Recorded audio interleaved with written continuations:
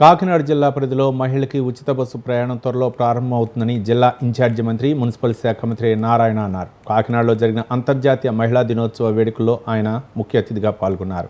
మహిళలు ముందుకు వస్తేనే రాష్ట్రం అభివృద్ధి అవుతుందని చంద్రబాబు చెబుతూ ఉంటారని అన్నారు. గతంలో మహిళల్ని వ్యాపారవేత్తలుగా మార్చే ప్రయత్నం జరిగిందని, కొన్ని కారణాల వలన మహిళలకి శాలరీలు ఇవ్వటం కుదరలేదని చెప్పారు. ఆస్తిలో సగభాగం మహిళలకు ఇచ్చింది టీడీపీ అని గుర్తు చేశారు మంత్రి నారాయణ.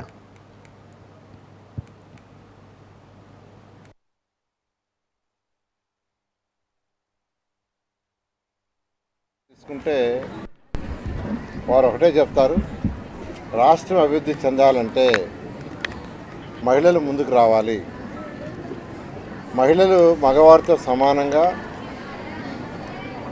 ఉద్యోగాలు చేయటంలో కానీ, వ్యాపారాలు చేయటంలో కానీ, రాజకీయం కానీ ముందుండాలని వారు ఎప్పుడు కోరుకుంటుంటారు. ఆ ఉద్దేశంతోనే యాక్చువల్గా తెలుగుదేశం ప్రభుత్వం ఎన్టీ రామారావు నుంచి గతంలో చంద్రబాబు నాయుడు గారు ముఖ్యమంత్రిగా ఉన్నప్పుడు కానీ మీకు అందరికీ తెలిసిందే, ఆస్తిలో హక్కు కలిగించింది ఆడబిడ్డలకి తెలుగుదేశం పార్టీ.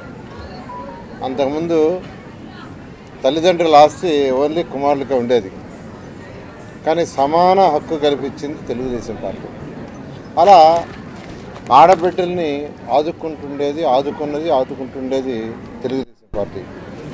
అదేవిధంగా లోకల్ బాడీస్లో రిజర్వేషన్స్ తీసుకొచ్చారు. ఈరోజు ఎంతోమంది కౌన్సిలర్స్, చైర్పర్సన్స్, మేయర్లు, సర్పంచ్లు ఉన్నారంటే కారణం ఏంటంటే